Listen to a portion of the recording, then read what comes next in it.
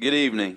I would like to now call to order today's meeting on this Tuesday, September the 17th, 2019, for our Little Rock City Board of Directors meeting. We would like to welcome those who are watching here today in the audience, as well as those on live stream and online. Madam Clerk, would you please call the roll? Director Hendricks, Director Richardson, Director Webb, Director Peck, Director Hines, Director Wright, Director Campuris, Director Fortson, Director Adcock, Vice Mayor Wyrick, Mayor Scott. Present. Now I would like to recognize Director Kathy Peck, who will conduct our invocation. Thank you, Mayor. Excuse me. These are the words of Maya Angelou. Father, Mother, God, thank you for your presence during the hard and mean days, for then we have you to lean upon. Thank you for your presence during the bright and sunny days, for then we can share that with what we have with those who have less. And thank you for your presence during the holy days, for then we are able to celebrate you and our families and our friends. For those who have no voice, we ask you to speak. For those who feel unworthy, we ask you to pour your love out in waterfalls of tenderness. For those who live in pain, we ask you to bathe them in the river of your healing. And for those who are lonely, we ask you to keep them company. For those who are depressed, we ask you to shower upon them the light of hope. Dear Creator, you, the borderless sea of substance, we ask you to give to all the world that which we need most, peace.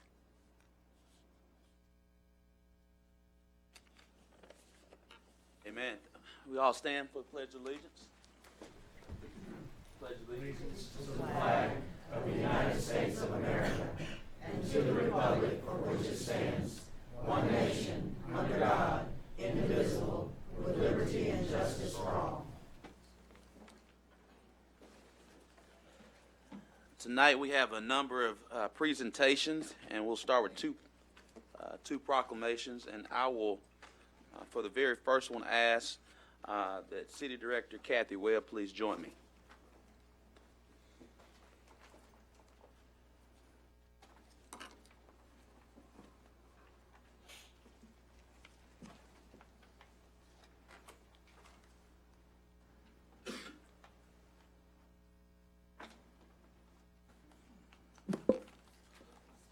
Well, first, I'm not going to read it in its entirety, but do want to share that today's proclamation is in recognition of Hunger Action Month. I think many of our colleagues of the City Board just know how special the fight to end hunger issues and food insecurity is a ministry of City Director Kathy Webb, as she's also the Executive Director of the Arkansas Hunger Relief Alliance. She's a national leader with the No Kid Hungry campaign. And she's also a national leader as it relates to the USDA and everything that's involved from that aspect. And so what we want to do and understand that it's more than just the Arkansas Hunger Relief Alliance. There's also a number of different Arkansas food banks and those that are involved in that process on how we fight hunger that has a lot of poverty issues that plays a role into that, and we want to continue to have a concerted effort on how we advocate for hunger policies, not only from the city level, but from the state level and the national level. I do want to yield this time and this recognition to allow City Director Kathy Webb to share any comments before we recognize all those that are here for Hunger Action Month. Thank you, Mr. Mayor. And the only thing I would like to add is that the board last year was very supportive in passing 2 resolutions that enabled us to participate in the Be Mighty campaign. And so that has really made a difference for our kids in Little Rock this summer, and it will continue to make a difference for them this fall and winter. And so we ask, in addition to the Hunger Relief Alliance and the Food Bank, we have the Be Mighty folks with us here tonight too. So thank you for the role you played in making that happen. Glad.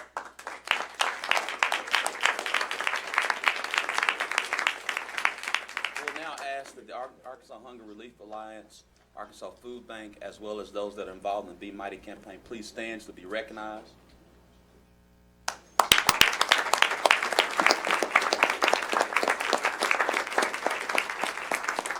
I think now to consummate Arkansas Hunger Action Month, we'll have a Facebook official post with City Director Webb and all of you all here today. If you'll come join us at the podium.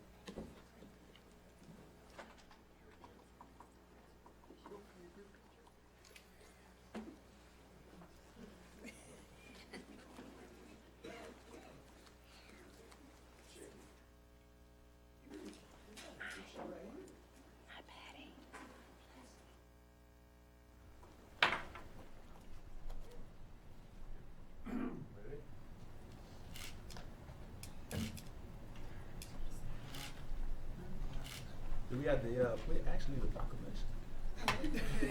It's not official without the proclamation. Sorry.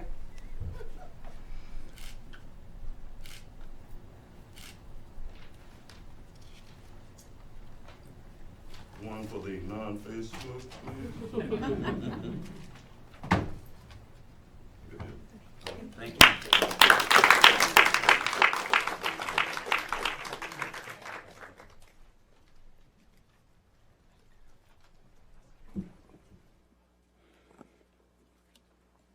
This one I will read to make certain we get the full essence of it. Today is the beginning of Welcoming Week, and so I want to read our proclamation for the kickoff of Welcoming Week. Whereas Little Rock's success depends on making sure that all residents feel welcome within the city. As the city of Little Rock moves forward, new residents are a vital part of our community, bringing fresh perspectives and new ideas, starting businesses, and contributing to the vibrant diversity. This is the cornerstone of the efforts to unite Little Rock. And this week, the city honors the spirit of unity that is bringing neighbors together in Little Rock. During Welcoming Week, I invite all Little Rock residents, whether newly arrived or having lived in this city all of their lives, to join in the movement of communities nationwide by renewing our commitment to our core values and by taking action in the spirit of welcoming. With all residents working together, Little Rock can achieve greater prosperity and ensure that this is a place where diverse people from around the world feel valued and want to put down their roots. And whereas regardless of where we are born or what we look like, Little Rock residents are united in our efforts to build a stronger city. By recognizing the contributions that we all make to create a vibrant culture and growing economy, we make our city more prosperous and more inclusive to all who call it home. And whereas the City of Little Rock elected officials and staff come together with residents of our local neighborhoods to build communities where every resident has the opportunity to contribute at his or her best. Now and therefore, I, Frank Scott Jr., 73rd Mayor of the City of Little Rock, by the virtue of the authority vested in me, do hereby proclaim this week of September the 13th through 22nd, 2019, Welcoming Week. Well, today we have many members that are part of our immigrant community, part of our Latinx community that are here today that we want to recognize as the kickoff of Welcoming Week. Also, I want to take a special point of privilege to recognize City Director Joan Adcock with all the work that she's done, particularly with the Latinx community over the number of years and her work as well as with the Municipal ID program. And so you've been a great minister in this process, and we appreciate you for your leadership, and this helps us all unite Little Rock. So thank you, City Director Joan Adcock.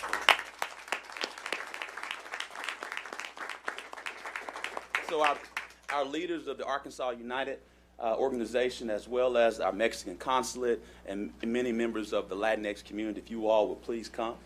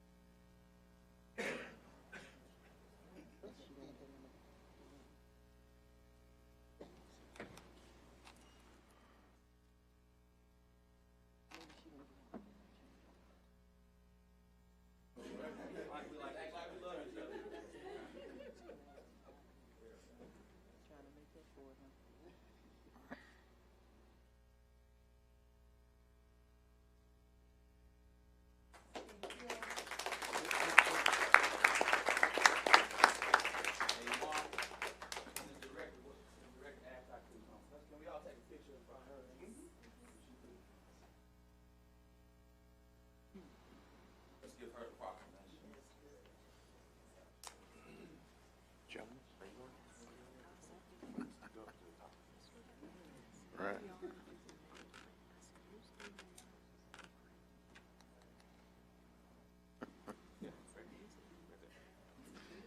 Keeps you feeling young.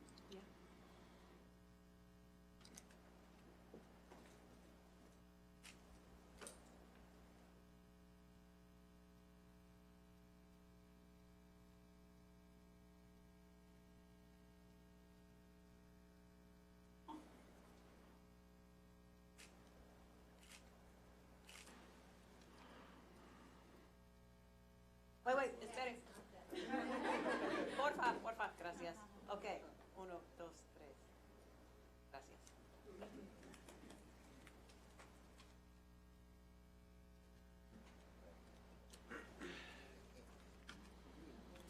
My mother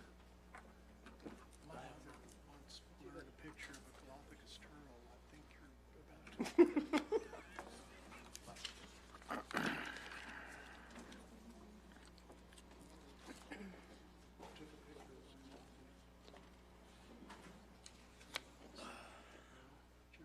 We'll now have our bicycle-friendly community committee update.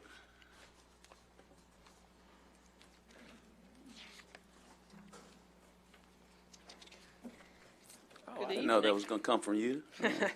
Gretchen? I tried to give you a heads up earlier today. Yeah. So I was invited by BACA and a couple of other bicycle organizations throughout the city to come and give a presentation today. So first, thank you for those that invited me, and they wanted me to touch on bicycle tourism.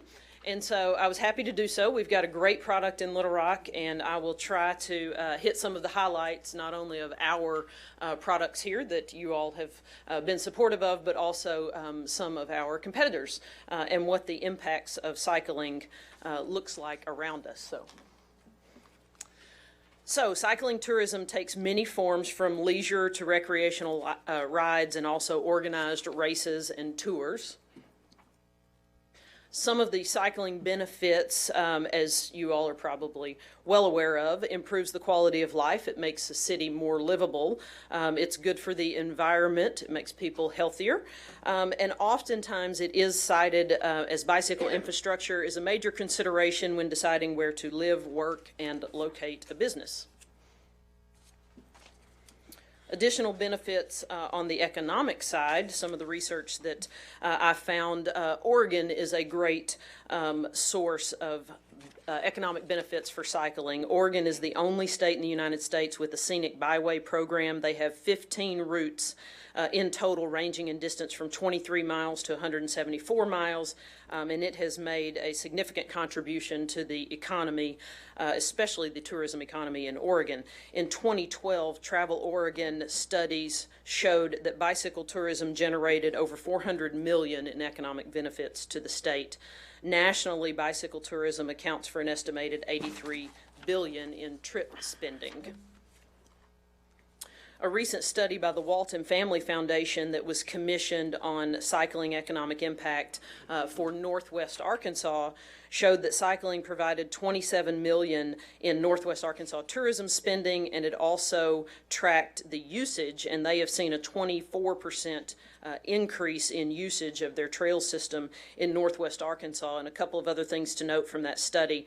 It showed that 90 to 150,000 bicycle tourists visited the Northwest Arkansas region last year in order to participate in some of the mountain biking trails. And also, according to data that was collected from Strava, about 57% of those mountain bike rides through the region's trails were completed by individuals outside of the region. So in Little Rock, just a couple of highlights. Of course, we have our Arkansas River Trail. It's a great system, is heavily used, but there is still a hazardous area around the Dillard's headquarters on Cantrell and lacks some connectivity to other areas. The Southwest Trail from Little Rock to Hot Springs that's currently being designed, but still years from having all the funding in place. New mountain biking trails coming to Pinnacle Mountain State Park, and the goal is to have them open by the spring of 2020, and that will be a great addition to our product. The Recreational Trails Program grant to improve the Boyle Park trails is also going to be a great addition to our product. And potential trail development around Two Rivers Park could have some major elevation to compete in the mountain biking world. And from a tourism standpoint, connectivity of trails is very important. For instance, our River Trail connects the River Market, the Clinton Center, and now East Village. In most cases, you still have to drive to actually get on that trail, although it does connect the downtown area very well, but it's still lacking some connectivity to other city amenities and neighborhoods. People for Bikes is a national organization that includes Industry Coalition of bike suppliers and retailers, and also a charitable foundation. They have created a city rating system based on 5 key factors. One is ridership, safety, network, which is that connectivity point I was mentioning, reach, which is the access of the trails to the entire community, and acceleration. And what acceleration means is how quickly a community is improving and adding to its infrastructure. And as you can see here, I picked out a couple of cities in Arkansas to compare Little Rock to. We fare well with cities in the central Arkansas region, but you can see we fall significantly behind our partners in northwest Arkansas, primarily due to that acceleration and the need for new and additional infrastructure. Regionally, I pulled just a couple of regional cities. So the first slide compares Little Rock to Chattanooga and also Birmingham, Alabama. Those are similar sized destinations to Little Rock, and you can see we're pretty competitive across the board regionally with these 2 cities. But then looking at the next one with our partners in Oregon, as I mentioned, Oregon's a huge cycling community. So looking at Little Rock compared to Portland and Eugene, and you see that Little Rock's network and reach are in line with those 2 destinations, but we're far lower in terms of ridership, safety, and that acceleration piece. So then a little bit about media attention. So because of our trails system, we have been blessed with a lot of really great media attention, and that helps to raise awareness of Little Rock as a destination to visit. And just a few of the highlights, we've seen significant media coverage, accolades ranging from Outside Magazine naming us one of the top 12 best cities to live.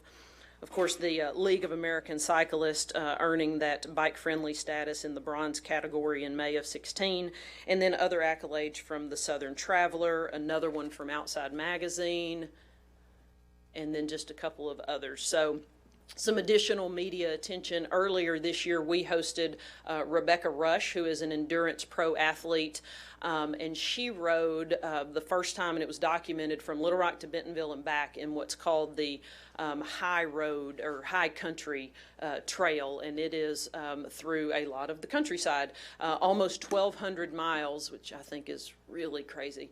But she did it, and we got a lot of media attention for that. She was the first to do that and document that ride. She got some amazing shots.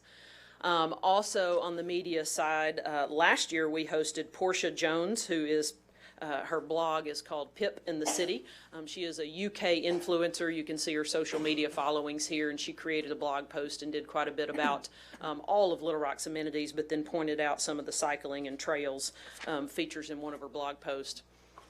And then we also hosted a travel writer and blogger from the American Trails magazine that produced an article last year about the Southwest Trail from Little Rock to Hot Springs and the planning of that. And then I'll just wrap up with some of the Central Arkansas cycling events. As you can see, we host a variety of cycling events on an annual basis in Little Rock and North Little Rock. That those numbers are growing, not only growing in the size of those specific events, but also additional events being added to that calendar. So cycling is a great amenity. We've got a lot to offer cyclists, but there's a lot more that could be done. So the last slide, I'll just say we've got some great outdoor recreational and cycling amenities. A huge part of that goes to the infrastructure that you all help support, and so thank you for that. And as a short takeaway, I've got that cycling or places for bikes that I mentioned with all of the city ratings. This is the City of Little Rock scorecard, so it outlines that scorecard that I provided up there, and also 10 ways that we can work to improve our score at the city. Thank you very much. Mayor, I don't know how we were able to bypass you, but we were able to somehow. I don't know if anybody else put their. I thought he turned us on. Well, I guess he turned everyone on, so I guess we can all try to out-talk each other. Let me change that. All right, now you can. Now I turned you off. Now let's start. I guess. Let's see. Well, something's wrong. Hold on. I'm gonna turn you all on for a quick second till we figure this out.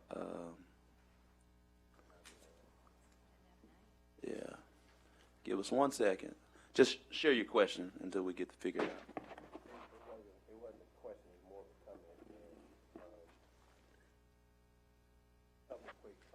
Speak a little louder. So I first want to thank Gretchen for a wonderful presentation. And I know he doesn't like this kind of acknowledgement, but when we first started 12th Street Revitalization, Mayor, unbelievably 11 years ago, City Manager Bruce Moore worked to ensure that we had bike lanes in the inner city and work with other organizations, neighborhood associations, and partners to ensure that we have bike lanes in the inner city, because unfortunately those are places where we have some of the highest childhood obesity rates in the country, and there are food deserts, mainly because they have a disproportionate number of convenience stores that sell junk food. So I want to acknowledge Bruce. I know he don't like this kind of attention, Mayor. Thank you, Gretchen, for a wonderful presentation. And Bruce has worked extremely hard, Mayor, trying to make sure we have bike lanes and promote biking in the inner part of our city where we have, unfortunately, high childhood obesity rates and food deserts and disproportionate number of convenience stores that sell junk food. So, Bruce, I want to acknowledge you and thank you as well. Gretchen, thank you for your presentation. I think this is you, Director Wright. Thank you. Gretchen, wonderful presentation. Thank you for these 10 ways to improve your score. I will be consulting with some of my neighborhoods that surround Ball Park, and hopefully if we are successful in getting that grant, you can create an event for us there. And I learned something this summer, Mayor, and my colleagues. We had a summer program, and we found out that a lot of the kids in the program didn't know how to ride bikes. And honestly, I was shocked, because bicycles were always the thing that you did. And so we had, of course, about 10 bikes there, and so they were riding around the park and in the parking lot.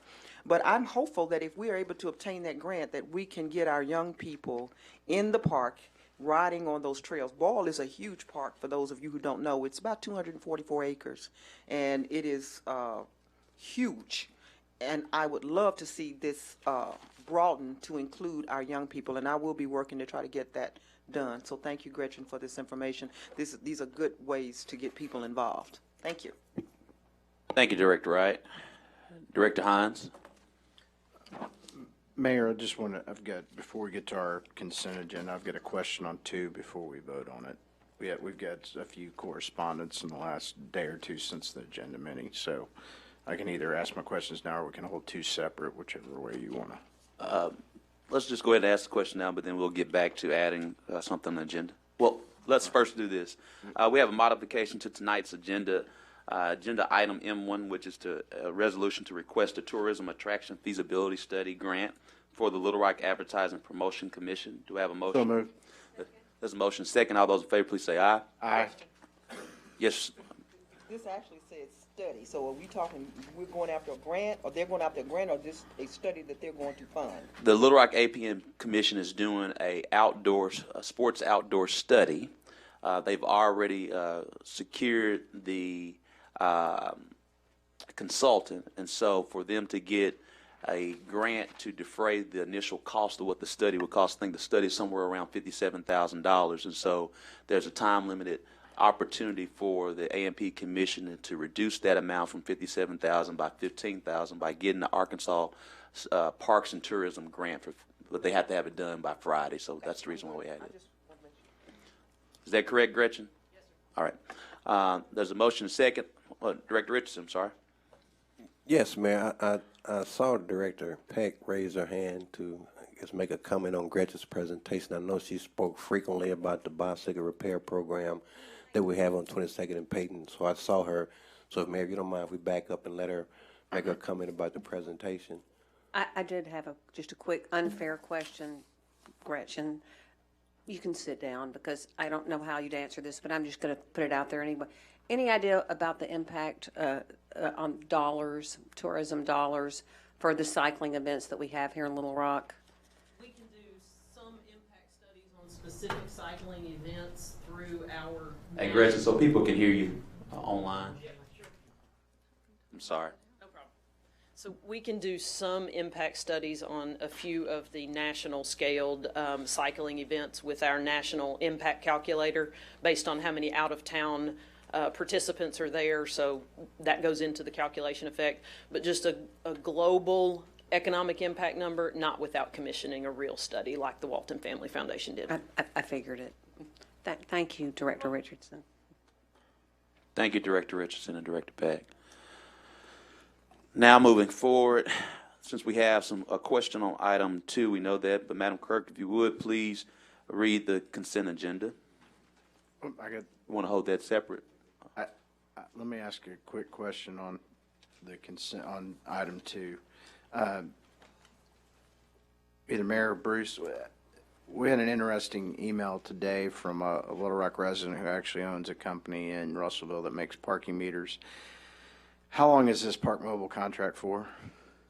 John Honeywell, if you would, please come.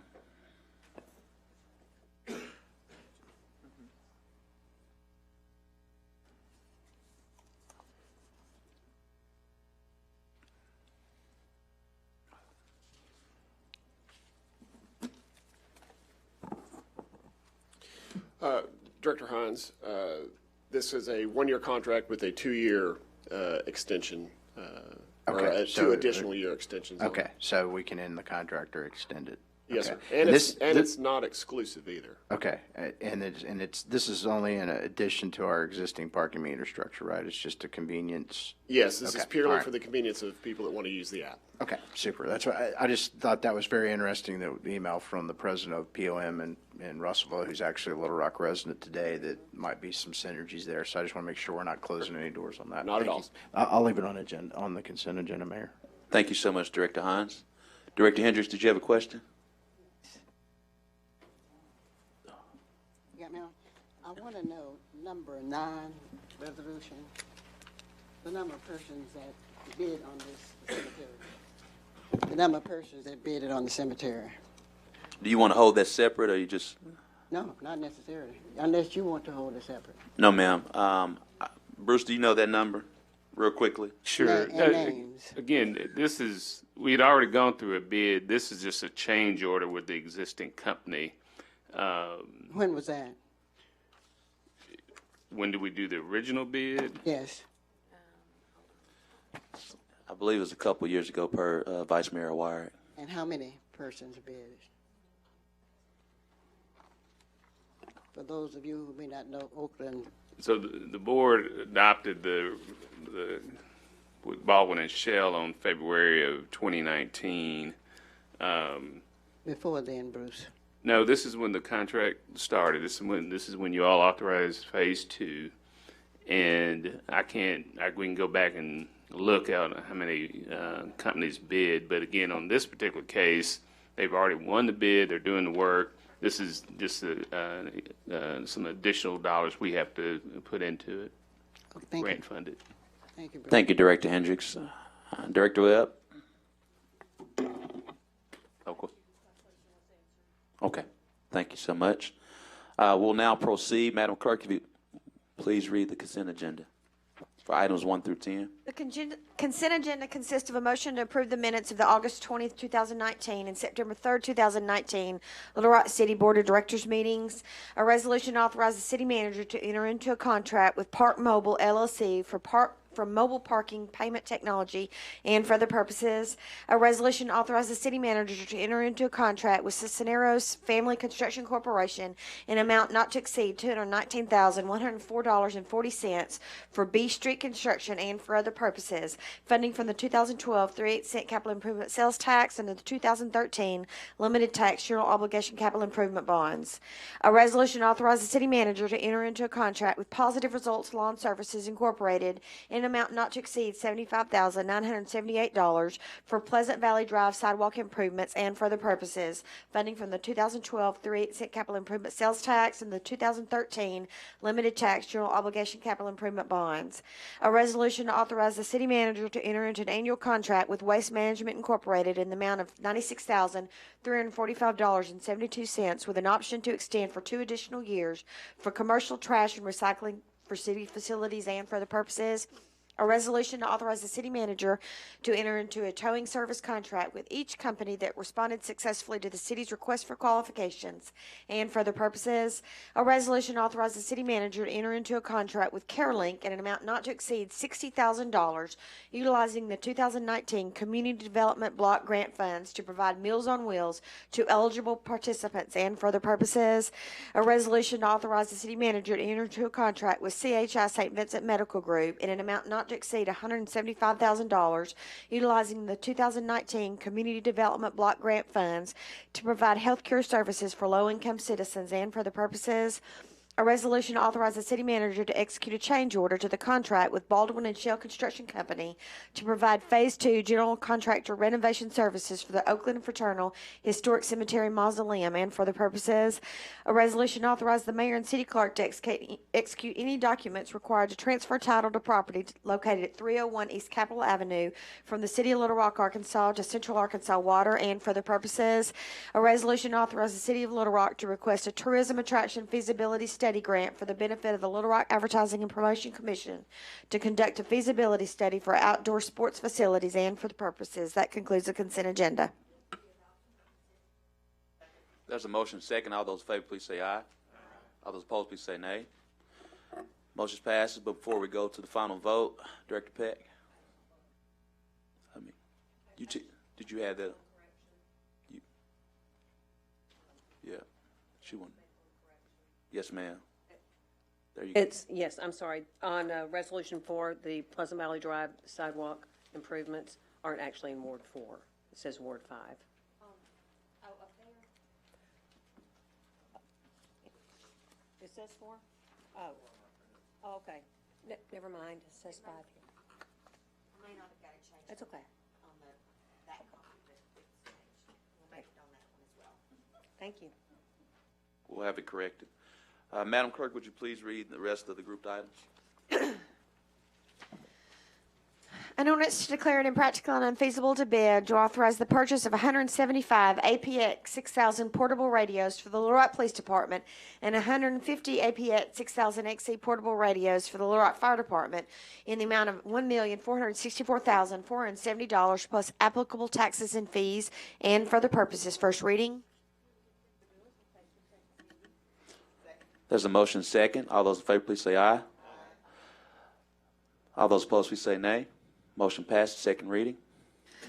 An ordinance to declare it impractical and unfeasible to bid to authorize the purchase of 175 APX 6000 portable radios for the Little Rock Police Department and 150 APX 6000 XC portable radios for the Little Rock Fire Department in the amount of $1,464,470 plus applicable taxes and fees.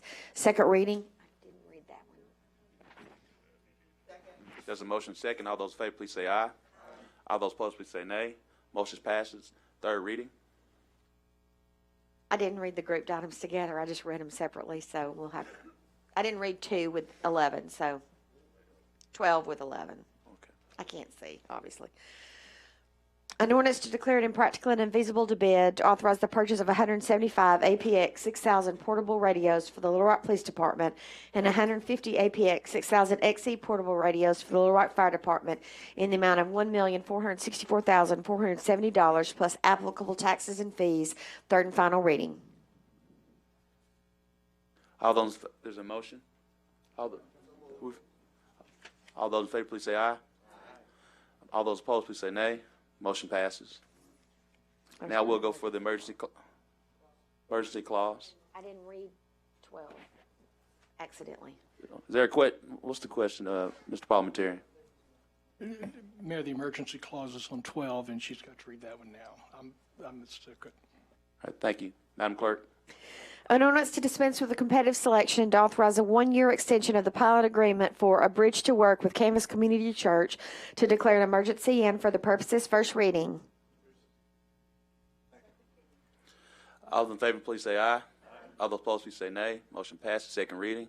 An ordinance to dispense with the competitive selection and to authorize a 1-year extension of the pilot agreement for A Bridge to Work with Canvas Community Church to declare an emergency. Second reading. All in favor, please say aye. All those opposed, please say nay. Motion passes. Third reading. An ordinance to dispense with the competitive selection to authorize a one-year extension of the pilot agreement for A Bridge to Work with Canvas Community Church to declare an emergency. Third and final reading. Now that we've had 3 readings, all those in favor, please say aye. All those opposed, please say nay. Motion passes. Madam Clerk, would you now read the separate items for 13 and emergency clause? Sorry about that. We have a motion for the emergency clause. There's a motion second. All those in favor, please say aye. All those opposed, please say nay. Motion passes. An ordinance to amend portions of Chapter 8, Article 9, subsection 577 to 586 of the Revised Code of Ordinances of 1988 of the City of Little Rock, Arkansas, as to a systematic rental inspection program and for other purposes. First reading. There's a motion second. All those in favor, please say aye. All those opposed, please say nay. Motion passes. Second reading, we will get to your question. Second reading. An ordinance to amend portions of Chapter 8, Article 9, subsection 577 to 586 of the Revised Code of Ordinances of the City of Little Rock, Arkansas, as to the systematic rental inspection program. Second reading. There's a motion second. All those in favor, please say aye. All those opposed, please say nay. Ayes have it. Third reading. Who was the other We're going to go to it. Director Eckhoff, didn't you move to go to third reading? Yeah. You can't vote against it if you made the motion. Motion passes. Third reading. An ordinance to amend portions of Chapter 8 of Article 9 of subsection 577 to 586 of the Revised Code of Ordinances of the City of Little Rock, Arkansas, as to a systematic rental inspection program. Third and final reading.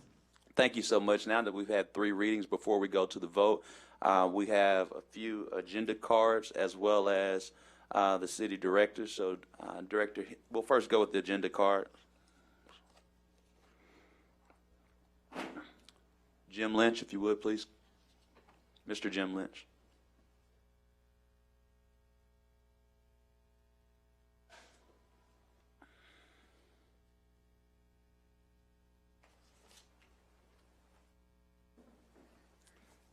Thank you, Mayor Scott, members of the board.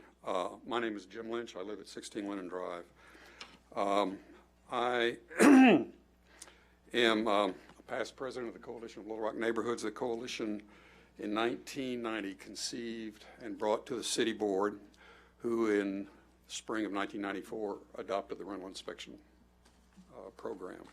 At the time, we've really had some bad rental properties problems, and I won't go into them. It's all almost 3 decades old, but we had some excellent properties, especially in the downtown area, just getting ravaged by irresponsible and abusive landlords.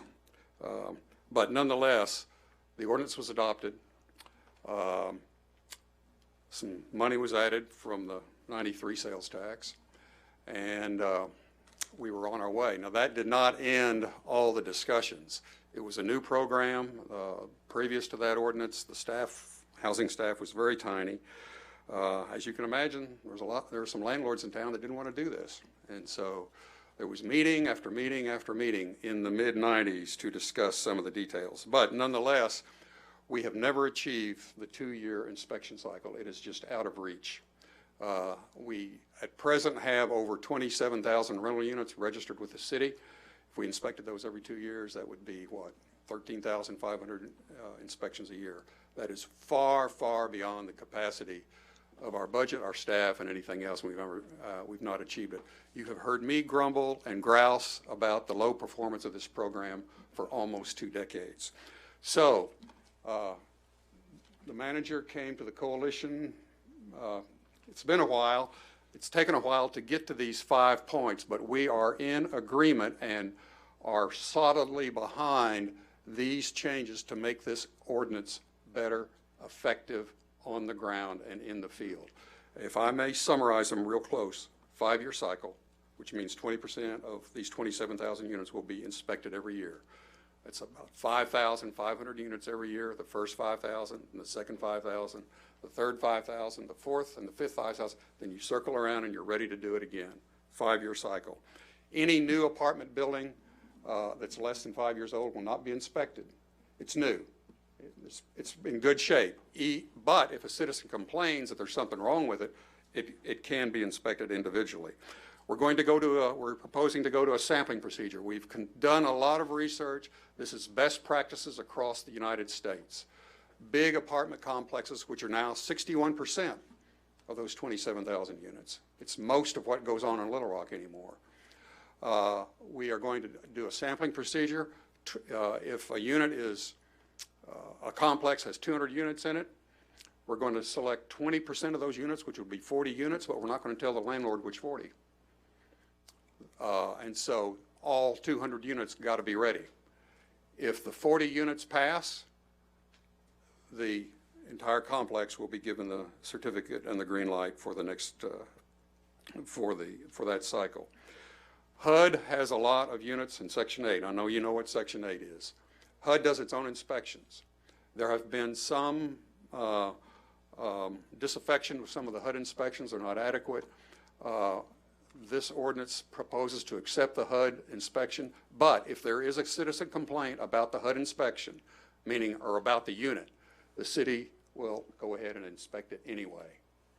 And finally, and this is something that I've come to appreciate because in these many conversations over the last 2 or 3 years with Mr. Turner and Ed Garland and the other guys on the code staff, I've come to respect the big, big job they've got to do. I wouldn't want this job. I don't think any of us in this room would want this job of keeping our rental housing inventory in this town up to speed. But that's their job. We need to make more efficient use of the manpower we have given them through the budget. And right now we waste an enormous amount of their field time because when it comes time for a landlord to open up his or her apartments, we send them a standard letter. Dear Mr. Jones, please respond. We want to meet you the next 10 days at your unit, inspect it and so forth. No reply. Just goes into the ether. Follow-up telephone calls, multiple, no callbacks, goes into the ether. Door hangers, no calls, no fallbacks. There are some folks in town that don't want don't want to cooperate and just avoid the inspection regime like the devil. So the last change of the 5 points in what are before you tonight is to change the letter to something called a notice to comply, which has a different weight to it.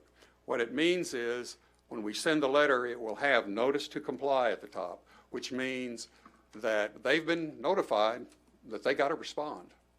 And so if they continue to ignore it, the environmental judge then has the authority to call them in to environmental court and say, why haven't you responded? And if it's a bad actor and there's chronic, willful misbehavior on this point, a fine can be levied. And we haven't even gotten to the apartment yet. This is going to save time. I don't expect this is going to be a big deal because once the word gets around that if you ignore the notice, there's going to be some attention paid to it. This has been thoroughly vetted. I heard some little whispering that, this was kind of a closed shop kind of agreement. That is not true. I'm not going to read them all. I'm running out of time. I've got at least 13 neighborhood organizations and associations that were involved in these discussions over the last 2 or 3 years.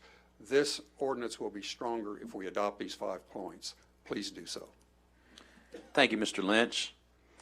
Mrs. Kathy Wells.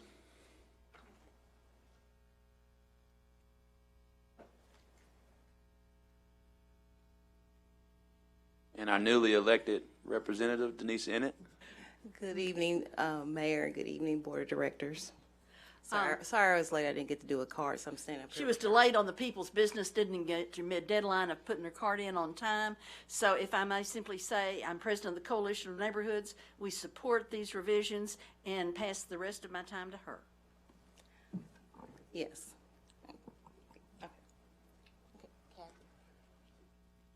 You can't do that.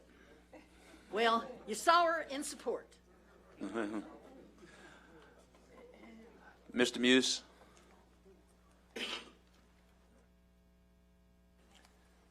I don't really have anything to add to what Jim said. But Forest Hills. Do you want to say what Jim said in support? No, All right. no, I have some additional things to say. Yes. I have been a resident of and a leader in Forest Hills and extended from there, Forest Hills Neighborhood Association area for 32 years. I have watched structures in our area as well as other parts of Ward 2 continually to decay and decay and decay. And there is nothing that is being done because the inspectors can't make it around to every single one. Now, if we ask for an inspection, then they will, if they have the time. But I believe that this gives more time for them to do what they need to do. And I am supportive of it. Our neighborhood is supportive of it. And hopefully this will turn things around and we can see improvements in the stock of homes in our neighborhood. Thank you. Thank you so much, Mr. Muse. Director Hendricks. Thank you. I have questions to ask of Jim.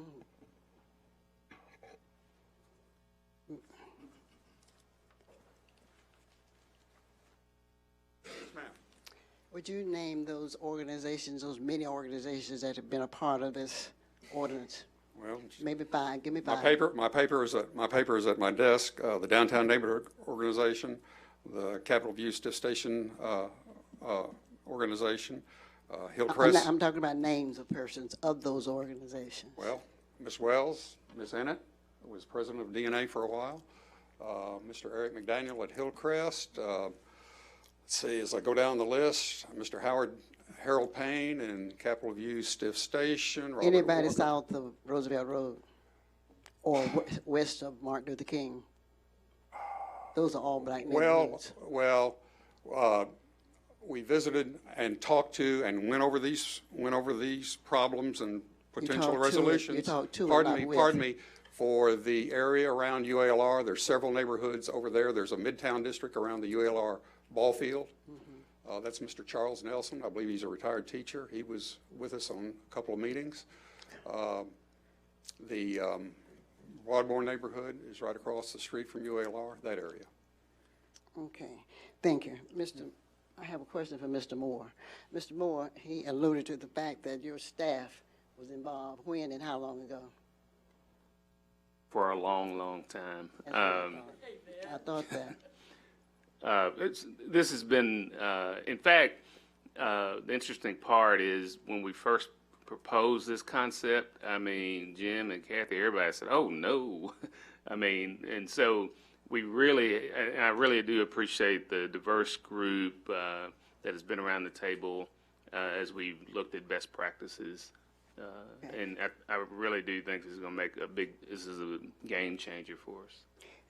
My next question is, I received, well, it's not a question, it's a comment. I received a call from Dr.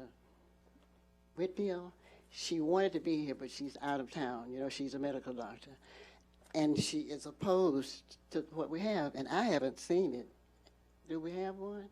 Because I also got an email from BJ asking for a copy of the bill. Did we ever get it? Did we have a copy of? Copy of what Jim is presenting, the ordinance. Yes, ma'am. From Jim. Now, do you have any material from him? No, I don't think we have any material from Mr. Lynch, but we did provide the ordinance to the board members. Well, my question is... Which I believe is my understanding that Mr. Lynch, it's not my understanding, I know that Mr. Lynch and others work with our staff to develop what is presented today from housing neighborhood programs. Well, I'm concerned that I don't know of not many minorities that participate in this program, and I'm talking about south of Yes, ma'am. Roosevelt Road. I've got plenty of emails, and also west of Martin Luther King, which is predominantly black. And the only thing I want to ask, can we hold this thing and take a look at it, at the ordinance? There's always an opportunity for, you would have to make a motion to. After the other person speak, we'll see where we go. Well, all the constituents have spoken, but what we'll do is continue to go down with the questions from our board members, and then after each board member has shared their share, we can then entertain motions to approve, motions to delay. That's what I had asked. Thank you. Director Webb. Thank you, Mr. Mayor, and I was going to ask to defer as well. And I mean, these are four people that I work with on a lot of issues and normally agree with, but I have some other constituents from Capitol View Stiff Station and a couple of other neighborhoods who had some concerns and just who couldn't be here tonight and who've also worked on this issue for a long time and just wanted to be here and maybe have a discussion with some of these folks and staff over the next couple of weeks and asked me to make that motion, but I know other board members have things that they want to say, and Director Hendricks was also going to make the motion, so I'll defer to her and the others to ask their questions. Director Adcock. I think my question can either be Mr. Turner or Mr. Moore, either one. Mr. Turner.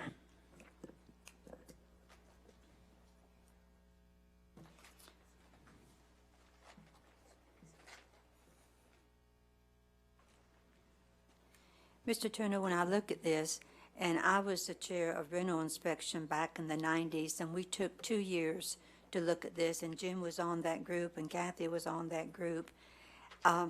This looks like this is for apartment buildings. I don't see much in here for the single family. So how are we going to do 20% of single family?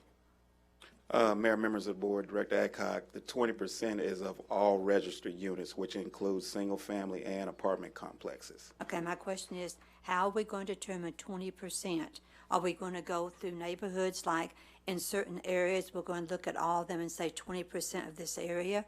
Are we going to take it by neighborhoods, by wards? How are we going to find 20% of any given area in the city? We have all the units broken down by code district and ward, so yes, we'll be taking 20% of everything, single family, multifamily, all of that. So it'll be a comprehensive sampling. And we really, the ordinance is pretty much intact other than the fact that we're doing sampling versus trying to inspect every single unit every 2 years. So it wasn't any substantial changes. It's just to try to make it better and more doable. Because we could sit here, and several of us that have worked with landlords over the years, we could name you the landlords that are problems and the landlords that do not seem to have problems. I'm sure Mr. Carpenter is not going to let us sit here and decide which landlords we're going to do and which landlords we're not going to do. But it seems like that those, what we used to call bad landlords, are going to skate by the chances of them getting selected out of, in one area you might have 200 or 300, and for them to be selected. So I don't see how we're going to do it with single families like we are apartment complexes. Another question I have is, one thing we have heard, particularly in Southwest Little Rock, is all the mold. And I know that our code officers do not address mold, but it is a health hazard. It's causing lots of problems in our community with children and families. I think that this is good as far as the group went. I think there's things that we have not addressed that I would like to have seen, like the mold. Can I speak to that? We did an RFP for a company to do mold inspections, and they have been selected. So whenever we run into a situation where a tenant has complained about mold, we can always call that company in to inspect that specializes in determining if it's mold. So we did that to augment what our code officers already do. So we have that addressed. Okay, is the landlords going to pay for that service? We will pay for the inspection, and they would have to pay for any remediation of the mold. Do we know what the inspection cost is going to be? I would have to look back at what our results were. I think we just did the RFQ for the qualifications. I don't know exactly what the cost is. Okay, are the landlords then going to be required to use the company that we have used to determine the mold? Normally what happens is they give a scope of work of what's required to remediate the mold, and then they'll go back and inspect, very much like how lead-based paint inspectors do. One of the big problems we have in the mobile home parks, and as you know, we have lots of mobile home parks, and 90% of them are in Southwest Little Rock. They kind of get by because most of those are under contract. And we have talked about off and on of looking at these contracts, and I know the AG's office are starting an investigation in these contracts. But until we can get into these that are called home ownership, and they're really not a true home ownership, how are we going to do 20% of them? Because the Heights probably has 200 mobile homes in it, but when you take out the owner occupied, you're probably going to only find 50 mobile homes in there that are actually truly rental. So would this be 20% of every mobile home in that park, or just of the 50? Yeah, we've already looked. There are 174 parks. 2,415 of those we've identified. We know they're rental and not those lease purchase or owner occupied type. So we've already identified that. Some of the mobile home parks, what we've found, there are 309 vacant lots. So we keep a very close tab on those. It's constantly changing. The first thing we do is go and meet with the mobile park owner to see if there have been any changes. But whether it's a mobile home or a single-family house, once they enter into a lease purchase, that is not considered no longer a rental because they're buying it. But we have thoroughly gone through the mobile home listing. Okay. Okay, thank you. Director Wright? Thank you, Mayor. I, too, was a part of the initial, back in the 90s, when we were working on this thing. And I remember all the discussions and so forth. And I'm glad to see we're trying to do something different than what's been working, what we've been doing, because it's not been working. And my concern is single family. Now, I'm glad we've got this. I can see where we can move the needle a little bit. But my concern is the single family. So you're saying we have 27,000 units, rental units, and 61% of them are the large apartment complexes.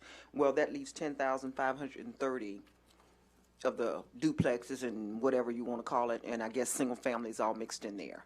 But my problem over and around, say, Union Park and back with some of my bad landlords, how are those going to get inspected? Because they're not getting inspected now. And if you're going to do 20% of this, what's the likelihood of those units that are in bad condition? I just saw a for rent sign up on one of them today, and I know it hadn't been inspected. What's the likelihood of those ever being inspected? I mean, we always have had, if there are any kind of complaints, that we'll go and inspect. That's in place now. What the 20% allows us to do is a more comprehensive rental inspection program. What we have now, we can't do. So what we propose is something that allows us to still keep tabs on the larger complexes, but we can focus on the ones that are 10 or less. Those are charts I showed you last week. We know where our problems are, but right now we're not able to really focus on it because we're trying to do 27,000 over 2 years, which from the time it was passed has never been achieved. Exactly. So this allows us to do a reasonable portion. It's what other agencies do, is a sampling. So when you find problems in that 20%, you know to do more, or the entire complex. Single family, you're going to be inspecting that one unit because that's all it is. It's not a complex. So it would allow us more time to do more of those. I just think that this is the best approach that we can take for the amount of human resources that we have. We got 38 total code officers. I agree. And when this was passed, we had 18.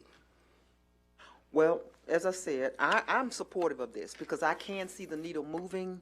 It's not everything I want it to be, but then again, I'm going to keep working on it and keep pushing for something that I know will address the issue that I see every day, and presenting that to the mayor and the manager, and hopefully we can move the needle that way. Yes, but ma'am. we got to have something that systematically does what we need to do. So Yes, this is what you all are bringing forward. You said this is best case Best practices or Yes, ma'am. whatever. Then I'm supportive of that because I can see if you can at least get them in the court with this failure to comply deal. That's moving the needle to me. Thank you. Thank you so much, Director Wright. Vice Mayor Wyrick. Thank you. Victor, in regards to the presentation Mr. Lynch gave us on the HUD inspections, the Section 8, today we're doing they're doing an inspection and we're doing an inspection. Is it correct that going forward, HUD will do their inspection and we will not do it unless there's a complaint sent to us? And I want to clarify a little bit of what Jim said, is that if you're referring to Section 8 properties, MHA does the inspection. So they inspect prior to a tenant moving into any of us that would have rental property. We accept a voucher. But those same units we inspect as well as part of our sampling of all the units. What our ordinance says is if there are state or federal units that are directly funded by, say, an ad for, if we were in a rural area, USDA or HUD themselves, like 202 housing, those aren't part of the housing authorities. Those directly funded by HUD. Those are the ones that we're talking about accepting, not accepting, but we have in here that we would like to review those for acceptance, their inspection reports, which we have done with the tax credit properties, where we look and see where they've inspected, and they have some teeth in their inspections by being able to withdraw funding or even have the unit sold. So that doesn't give us a break, then we're still going to be doing the inspections. Yeah, what we won't be doing are the ones like Paris Towers, Cumberland, those public housing. Okay, I just wanted clarification on that. Okay, the other thing is this do not comply notice. What is the process for getting that to environmental court? Yeah. How many times do we notify the property owner, and then if have you figured out the process Yes, for how it gets to environmental yeah, court? versus the multiple letters, what Jim said before, we're currently doing, we'll do the notice comply initially. So if they don't respond, we have the option then to go ahead and cite them to environmental court. Okay, one time we give them one notice. I mean, generally, we give people a couple times just in case they missed it or just Okay, benefit of the doubt. I'm sorry. Go ahead. Is the court aware that we are talking about, have we socialized this with the environmental court? Do they know? Did we talk to them, Ed? Yes. Okay. And they're going to accept that into their court system as something that they'll address? I believe so. Okay. And I'm glad to know about the mold issue, because I brought that up a year or so ago in regards to the CDC says regardless of what kind of mold it is, it needs to be eradicated. And we were seeing a lot of mold in different locations. So I'm glad you've got that under control. I appreciate y'all working on that. Thank you very much. Director Richardson. Thank you, Mayor. I want to dovetail Jones and BJ's point about the mold.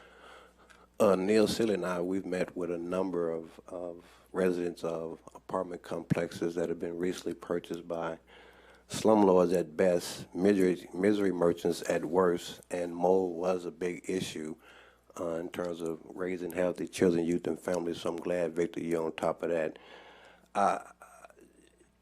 Jim's point about a 5-year cycle, I think last week, Tom, I asked if we would have an opportunity, which may be a segue to Kathy's and Irma's point about deferring it, but we have an opportunity to add language or change it, because this whole notion of a goal, it says we have a goal. It doesn't say we're going to do it. It says it's a goal. Correct? In the ordinance, it says a goal. It doesn't say it's going to be done. It says a goal. I think there's wording in there that says shall and will, and it says over that 5-year period, we will have inspected all units, all registered rental units. So, semantics, I have no problem with saying shall, because that's exactly what we're planning to do. Great. I just think that leaves too much room for us not to. I'm not saying we're going to intentionally not do it, but I think having a goal and shall and will I think that's two different things. Also, Tom, I keep hearing us talking about, Section 8 and HUD assessments or enforcement. If they don't comply, what authority, if any, especially legal authority, will we have on those properties? If it's owned by HUD or HUD has done the financing, we have none. It's preempted by federal law. So what's the impetus for us going back in there if we have complaints after they've done it. And let's be clear, Okay. just because you have a Section 8 voucher and go rent a house, Yes, sir. that doesn't preclude you from us inspecting them. That's totally different. Got you. Well, thank you, Victor. I want to thank Ron for bringing up the issue in Ward 2 because those apartment complexes that Neil and I have been looking at are in Ward 2, and they've historically owned complexes, BJ and Joan, that are really, really in bad conditions. I think, unfortunately, they seem to be more occupied or more concerned with keeping those units filled rather than the condition of those units.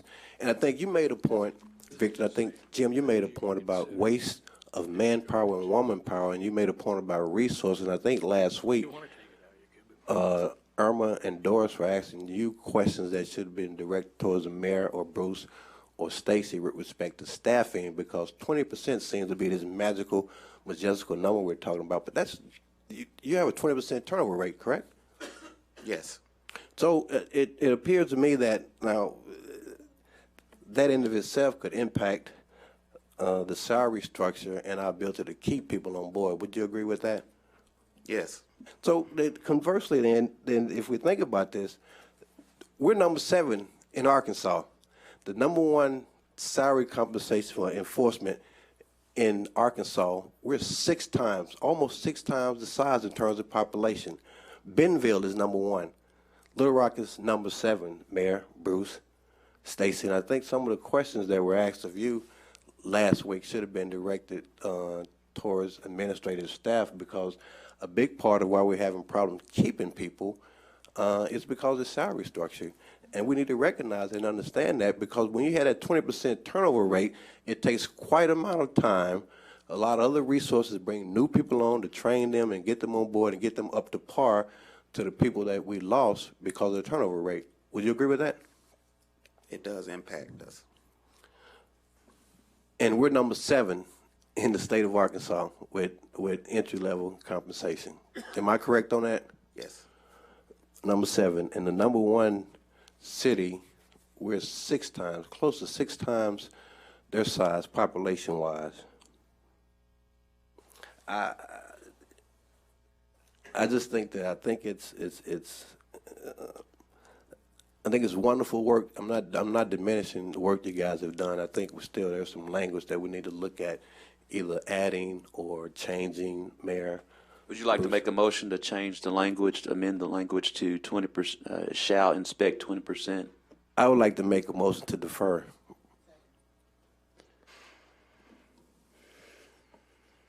On a motion for deferment, you need to set a time frame. I'd say 30 days or 60 days. 2 weeks. Let's do 2 weeks. There's a motion second. All those in favor, please say aye. Aye. All those opposed, please say nay. Roll Nays call, have it. Mayor. Nays have it. Roll call, Mayor. Roll call. Director Hines? Director Wright? Director Compuris? Director Fortson? Director Adcock? Director Hendricks?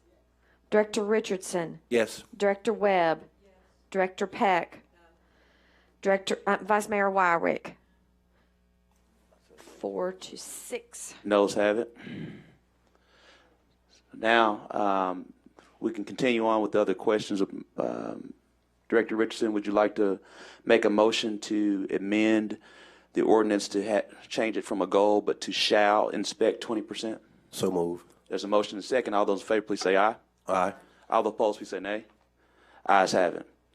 Now we'll continue. That's the motion to make that amendment. We have a few more questions. Director Hines.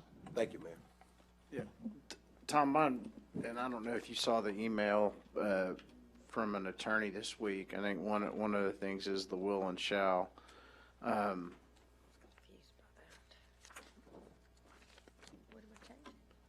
And I'm comfortable. I think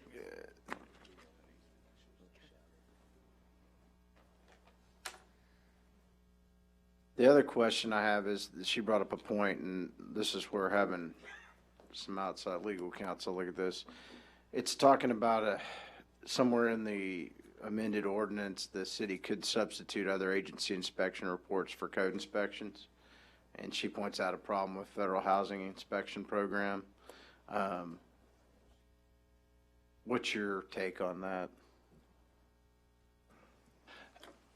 Director Hines, I read that too. It's from one of the professors at the law school, and I don't know where that came from. I mean, that's why I'm asking the question. You know, I'm not an attorney, although I like to play the one up here sometimes with you, but. Very well. The problem I've got is that if the federal government has an ownership interest in the property, that we're really not able to do anything. Okay. If the federal government has given somebody a voucher and they've gone to a private party and they're using the voucher to pay for it, then we have an interest in it that we can inspect. And I've never heard that we've had the problem of not dealing with, you know, just kind of accepting other inspections. They don't avoid any complaint inspections anyway. I mean, it doesn't matter whether it's systematic in rental property or whether it's just a complaint, this doesn't work.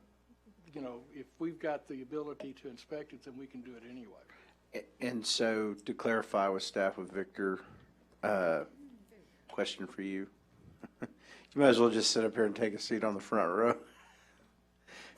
Although I think, look, I'm generally supportive of this. I just want to make sure we got all our I's dotted and T's crossed, so we're not back doing this again the middle of next year when we find holes.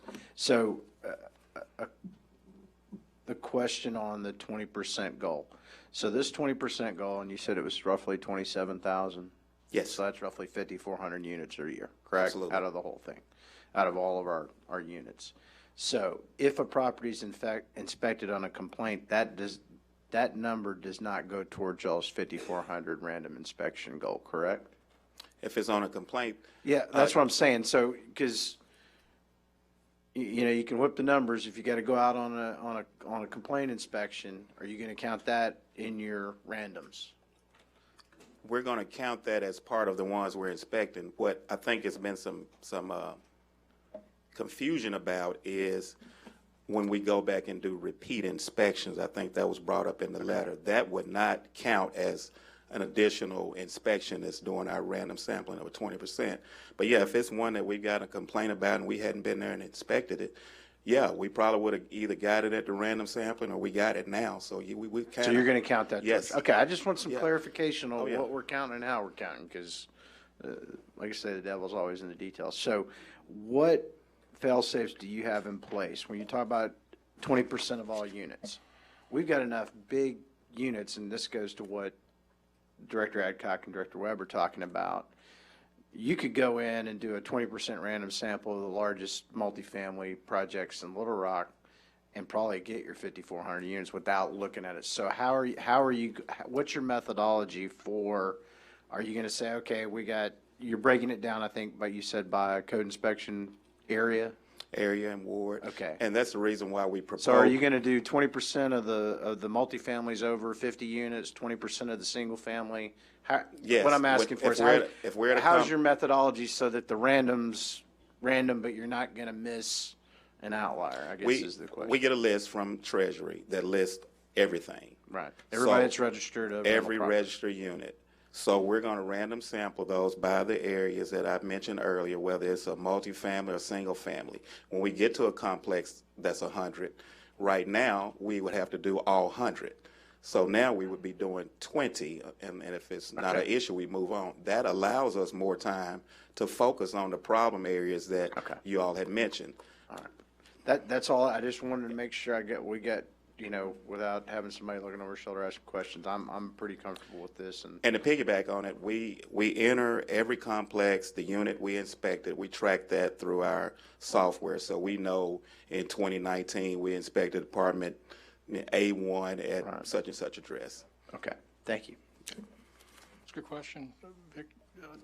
Since he's asked that, and if you all are interested, if we had language in here that said not only the 20% annually, but with an equal or proportional number of units in the various categories as possible, That's fine. I mean, then, and I think that gets around this. We're just going to do the big apartment complexes, and then we're going to ignore everybody else. We'll try to. Well, and that's what I wanted. We could get the numbers right now if it was only just going to big apartment complexes. So we've been trying to focus on the smaller, the single Right. families and the duplexes. So And Tom, the question is that something we need an amendment to the ordinance, or is that something staff can do at administrative level within the ordinance? I think to me, the answer is staff can do. To the naysayers, if you have the language in the ordinance and it says staff shall do. Okay. And you've got to change the language on that first part anyway, and I've got some language to suggest to y'all. I'm open to it. I'd like to amend this if we need to. I'm kind of easy either way, depending on the will of my fellow board members up here. But if you've got a suggestion of language that would solve that real quick, I'd take it as a friendly amendment and run with it. So Director Hines is making an amendment. I think Tom's working on the language. Okay, because Tom can't make an amendment. You have to. Right. He's going to work. He's going to give me the language, and I will. Well, put we'll that carry into on with the it. questions All while right. that's working on. There we Director go. Camburis. Well, this is not an area I know a lot about, but Jim over the years has educated me. And we have been going at this for over 25 years. And if there's any complaint I'd have is that we should have made these adjustments 10 years ago, not now. But I applaud what you've done. I applaud your inclusiveness in doing it, and I will be voting for it. Director Wright. Thank you, Mayor. I need to clarify, when I asked my questions last week, it was along the lines of trying to determine how many code enforcement officers we had and how do we get them up to a level of salary that they should be at. So Director Richardson, I thank you for bringing that up, and I'm asking the city manager to please provide me with information. I believe we've had this at one point. Because I thought we had already got them all up to a minimum of $32,000 a year. Thought we did that years ago, and that did not happen. So what would it take to bring them up to a comparable salary to surrounding municipalities, and so that we can have staff retention? Okay, and I'd appreciate if we could get that, and then, Mayor, I would like for that to be taken into consideration as we go into the budget discussions. Yes, ma'am. Thank you. Director Richardson. Yes, Mayor, I think Director Wright hit on the point I was just about to make about including it on budget discussion, because adequate implementation of this ordinance for this work is going to be dependent upon consistent staff. So, Tom, I don't know what language you're working on. I think last week I asked several times will we have the ability to add, amend, or change, or delete. And I think those are a couple of questions that some of us may have about the language. I think the genesis of it, I think a lot of us are supportive of how we enhanced it, and Jim and Dean and Doris. When you guys was working on this 25 years ago, I was still in elementary school, so I appreciate you guys doing this for as long as you guys have been doing this.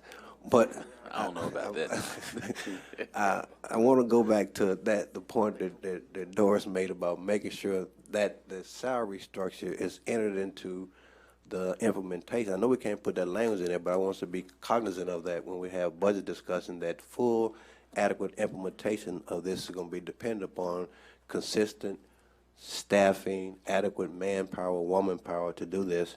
I mean, to think that we're seventh in the state of Arkansas is somewhat embarrassing to me, with respect to the importance of the work that we say it is from up here. And I think if we say it, we need to make sure we have actions behind it that's going to support it and get this done. Because I'm glad Lance is making those changes, because I think there were concerns that it had too much of an emphasis on apartment complex and didn't take into consideration single family residential complexes or homes. So I think, Lance, that point you're making is fantastic. It's wonderful. I applaud Jim, Kathy, a newly elected representative, and Dean and all you guys who worked on this for putting this together, because I think it's long overdue and it's much needed. And like Dean, I'll be supporting and voting for it once we have those language changes. Tom. Director Hendricks. Thank you. I just want to say that to Victor. Perhaps he will get this raise that I've been talking about way before any of you up here ever talked about raising these people that work, and most of them are minorities. You know, I'm a thing for minorities. So you should thank me. Yes, ma'am. Tom, do you have some proposed language for Director Hines to consider to make another amendment? Yes, and for those that have it before you, it would be in section 2 of the ordinance, the first line, starting at line 25 on the first page. I really want to start, it was a dark and stormy night, but Snoopy's no longer around. Section 8-581, systematic inspections and rental inspection goals. Systematic and random inspection of 20% of the total registered rental units shall occur annually with the goal to inspect a proportional sample of units in the various categories of units. The City of Little Rock will use the total registered rental units annually as selected by the city manager or designee based on the units and complexes registered by the city. A residential rental complex with multiple buildings shall be inspected annually, initially based upon a random sampling of at least 20% of the units with equal percentages of units inspected in each building with a minimum of 1 unit per building, period. So the change really comes in the first sentence.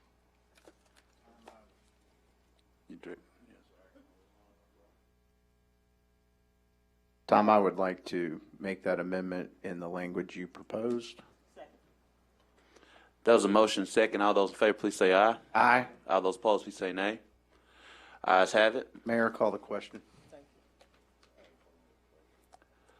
Director Richardson? Yes, thank you, Mayor. I just want to make sure Victor and Jim Wickham, we're clearly. Wait a second. The motion. There wasn't a second. I didn't hear a second. There's no motion now. There's a second. All those in favor, please say aye. Aye. All those opposed, please say nay. Nay. Ayes have it. Now that we've read all through item 13, we've had 3 readings on item 13. All those in favor, please. As amended. As amended. Been amended. As amended. Amended. There was 2 amendments. So as amended. Amended. All those in favor, please say aye. Aye. All those opposed, please say nay. Present. Ayes have it.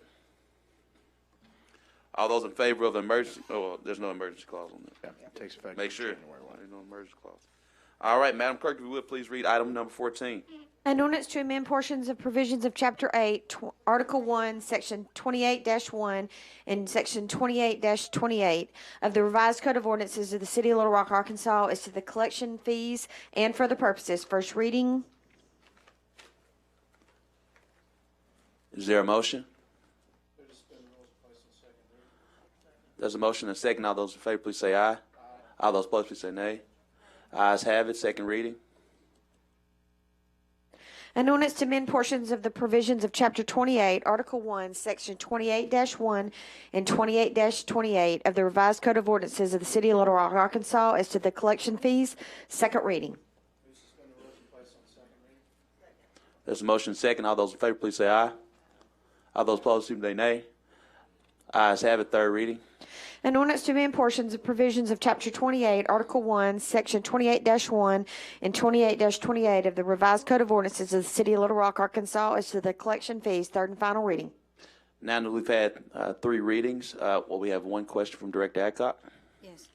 Today at lunch at Lifeline, we discussed this, and Mr. Moore, there's some questions on the $25 fee for the second bulky item pickup.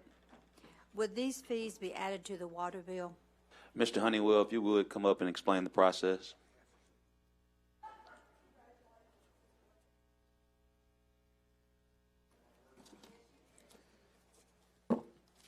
Excuse me.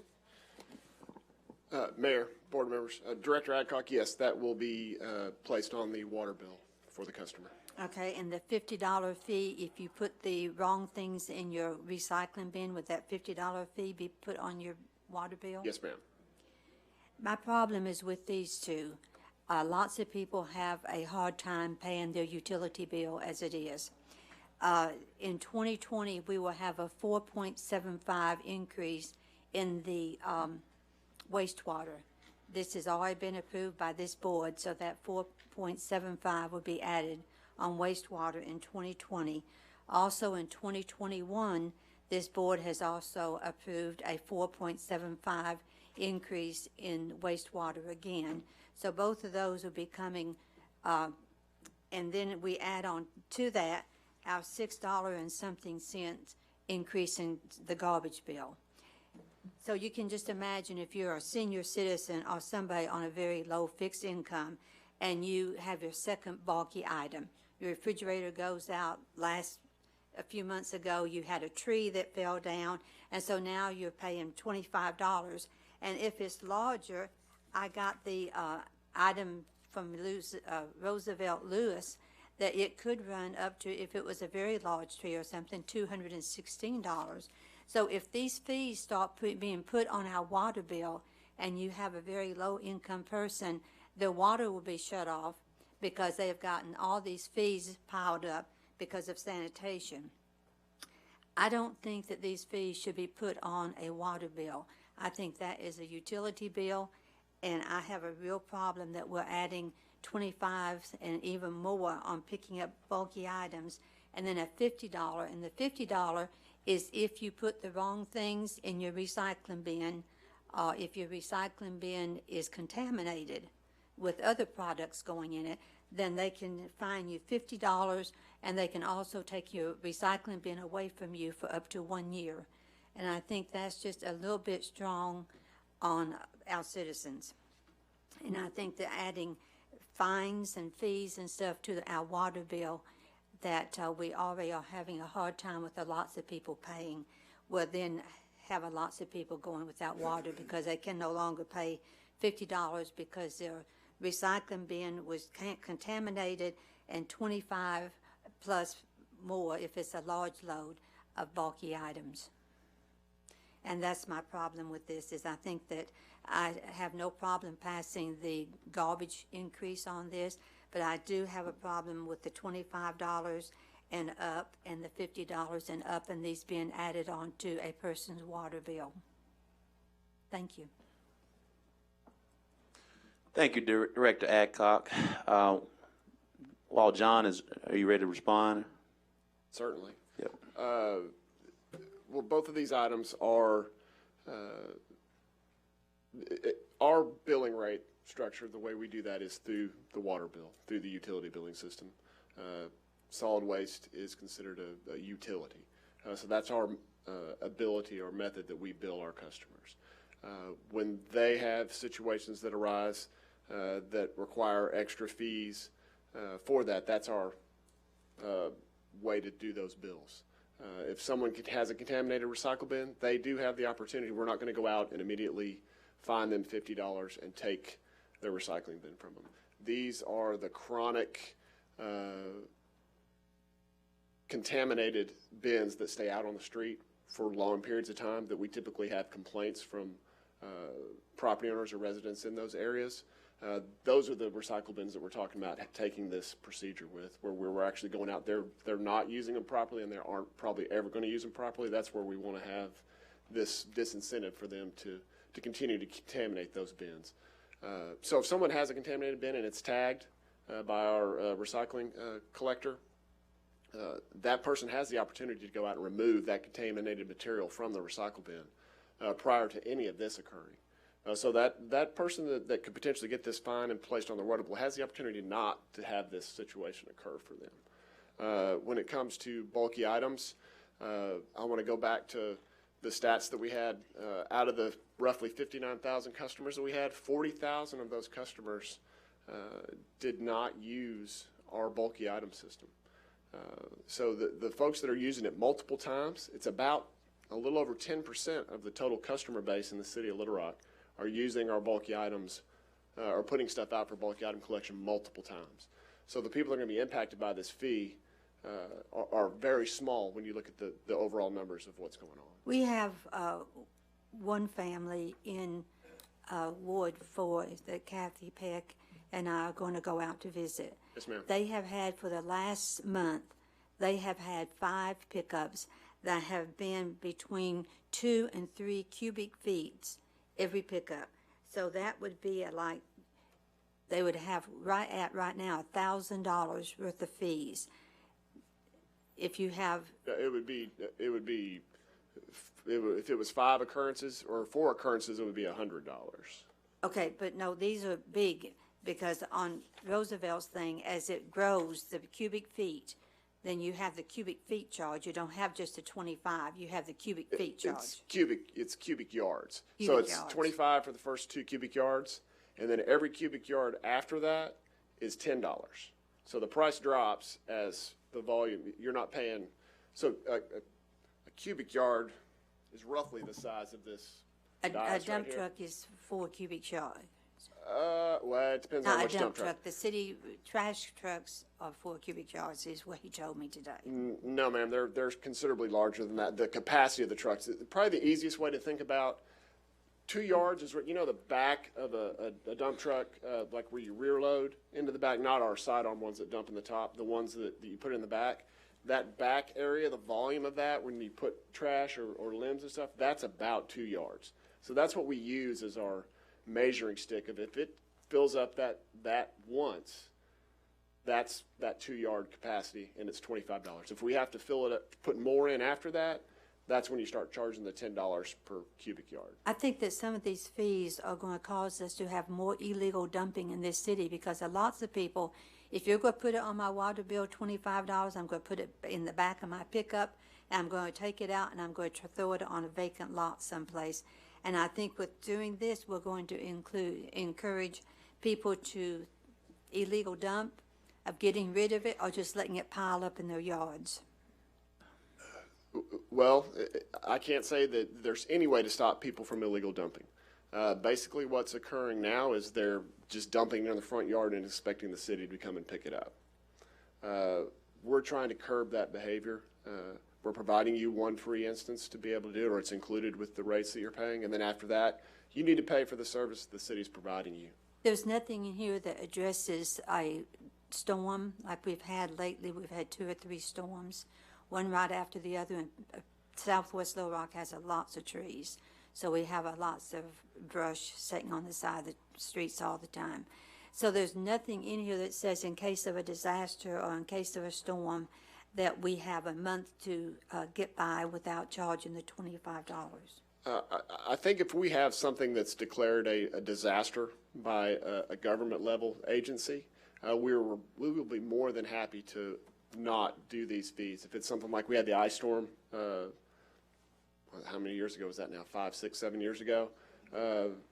That is something that was declared a disaster. That is something that we would not be charging these fees with. But if it just happens to be a thunderstorm that blows through, like any typical thunderstorm we get in the state of Arkansas, I don't know that those warrant waiver of these fees, because we're still having to provide that service above and beyond what we typically provide for yard waste collection. But these people pay their bills every month. Yeah. Okay, another thing is energy now. When they come out and they trim after a storm or something, they're letting it fall in the homeowners' yards. And I have been told that it's the homeowner's responsibility to get it picked up. The energy does not come back now anymore and pick it up. It's the homeowner's responsibility. I've heard that same statement. I think some of that comes from if we've had a storm occur where you've had trees fall and entangle in power lines on private property, they come out and remove the trees from that property or from the power line so they can repair that. They do not address that tree, or those limbs. But if it's just their normal everyday maintenance of tree limbs, cutting back from from power lines not associated with a particular storm, they are responsible to remove those limbs. They can't cut those and leave them in people's backyards or anywhere on their property or on our streets. We will contact them and make sure they get that collected. In Meadowcliff, after a storm back in June, I think it was, they dropped them in people's yards, and lots of senior citizens could not pull them out to the front, and they're still laying in people's yards. Well, I'll be happy to get with Energy and to discuss that. That might go back to where it was storm-related, where they were back there removing stuff off of limbs that had fallen or were touching limbs. But we'll be happy to try to discuss that with them and try to get a better way I of would like to getting see that those addressed. things added to this ordinance, and I would also like to see the $25 and $50 go away. Thank you. Vice Mayor Wyatt. Thank you. Has it been since 2004 since there's been a rate increase for this kind of work? Yes, in the ma'am. city of Little Rock, 2004? So my questions are around the process, and Joan's already touched on some of them. I was supportive because I know you're doing a lot of pickup, and I know there's a lot of people that are, for instance, in the way of the Green Monsters versus the recycling. They're using their recycling just like Green Monsters. Yes, ma'am. We've seen it, and have actually had some pulled. But in regards to the process of people bringing stuff to the curb, you're saying they get one pickup a year. Yes, ma'am. Okay. If I had a washing machine or dryer or an icebox that went bad, and I brought it to the curb, and you charged me $25, any idea what I'd have to pay if I wanted someone to haul that off? Probably considerably more than that, but I'm not sure. Some, depending on where you buy your replacement, some of those provide removal of the old machine when you buy a new one and bring it in. So there's options out there to have that done. But say, for instance, work with me a little bit. Say, for instance, I didn't want this $25 on my water bill. Any idea what I'd have to pay to have something hauled off from my yard? I mean, you'd have fees at the landfill. What are fees at the landfill? If it goes to our landfill, I believe the tipping fee is at 35. 33 is the tipping fee, minimum to go across the scale. So right there, if you pick up my washing machine for $25, but if I decide I'm going to have somebody haul it, or I'm going to put it in my truck and take it someplace myself, then I'm going to pay more than I would for you to pick it up. Yes, ma'am. Okay.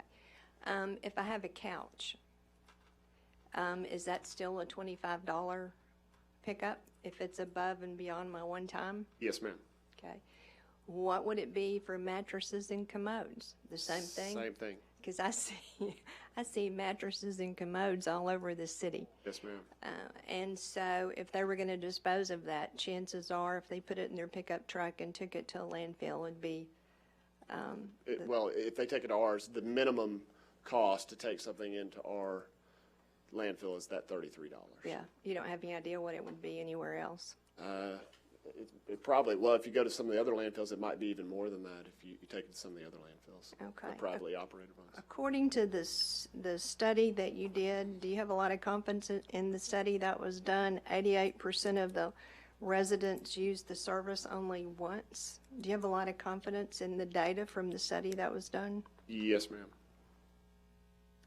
These people have done the same sort of study across the United States? They have, yes. Okay, that's kind of what I remembered. And then 12% abuse the use of bringing lots of things to the curb. One of the things, I'm like Joan, I worry about, the people that bring things to the curb and don't call is a problem for everybody that lives around them.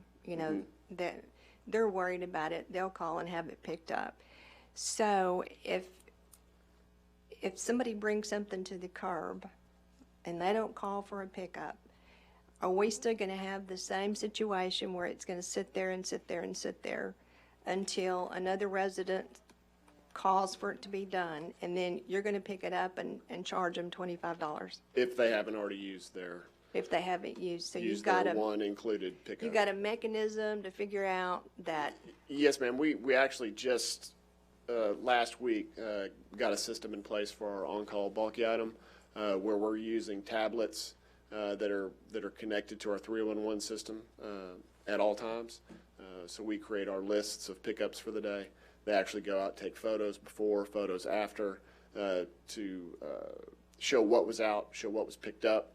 That way we've got the ability to go back when we do charge people for these items, we can show this is what we did, this is how big it was, et cetera. So that's going to allow us to not only pick those up and track them, but we can also add other things into the system if we need to. We also rely on citizens a lot. We rely on our code enforcement officers that are going around the city to help enter that stuff in, because they're in those areas every day of the week, where we go through one day a week when we're doing trash. So What's to keep them from putting them in the backyard and not doing anything with it? We don't look in the backyard with right? code Nothing enforcement. from our point, unfortunately, no. Okay. I have a concern about storm damage. As Joan indicated, in Southwest Little Rock, we have lots of trees. And we still have trees from the June or July storm that blew through. And then we had another one a couple of weeks ago that blew through. And for you to say that the city is not going to pick them up without a fee unless there's a disaster. Well, we have winds that come through from time to time, and I have a pause about that, because I think if there's a storm, if it's a natural disaster, whether there's a declaration or not, it seems to me like we ought to be responsible for picking that up. Okay. And it's not in the ordinance, so I would like to see that. We could declare a disaster. I mean, we've had things that have happened to us here that we've had our own little tornadoes, you know. I've Sure. even had Oh, one yeah. come through Yeah. my property just recently. So I would like to see that added to the ordinance, that we would pick that up if it's storm damage. We're doing it today. One of the problems with We're it. also about 10 weeks behind in getting stuff picked up also. So it's, I think we'd be more than happy to look at those at a case-by-case basis. Exactly how we determine what is a storm that's, I would say, extraordinary, that's causing this damage versus just a typical storm that we have in the summertime that might knock one or two trees down in an isolated area. That's something we're more than happy to discuss and work with y'all on trying to figure that out. Well, I would like to have it added to the ordinance that some sort of declaration, either a city declaration or a federal declaration. Sorry, Vice Mayor Warwick, that's not germane to the current, what's before us right now. Okay. Well, you know what I want. Okay. Yes, ma'am. The other thing that I'd like to know is if we're going to charge people, well, I don't know why it's not germane, because we're going to charge people for it. It's not germane due to how we currently have certain things situated with our bill payment with Central Arkansas Water. Well, I disagree, but you're the mayor, so I'm going to let you say that. The other thing is, if we're going to increase the cost to our citizens, are we getting more people? Are we getting more claws? Are we getting more trucks? What sort of widgets are we getting to help keep our neighborhoods clean? Certainly. Part of this rate increase is going to help cover the costs. If y'all remember a month or so ago, we showed you some of those graphs that showed revenue versus revenue going this way versus cost going this way. Over the past couple of years, we have added about 16 employees to solid waste. As part of this rate increase, we're proposing to add another 15 people with one additional knuckle boom, so that'll give us, I believe, 6 total. And then also additional garbage trucks of both the side loader and rear loader variety. How many additional? Let's see, a knuckle boom, pickup trucks. 'Cause I've heard 5 5. rear load garbage trucks, and then we're adding, proposing to add 9 additional side loader of the regular, the ones that get the big cans, as part of moving forward over the next 10 years. Okay, so these 16 additional people, are they getting equipment to go along with them? That's part of that Okay. cost, yes, ma'am. Okay. That was worked into these rates. Because it seems like if we're paying more money, we ought to be getting more services but yet it's costing us more to operate as an individual homeowner. Yes, ma'am. With these rates. So that's the reason why I'm asking that question. Okay, I'm done, Mayor. Thank you so much. Director Wright?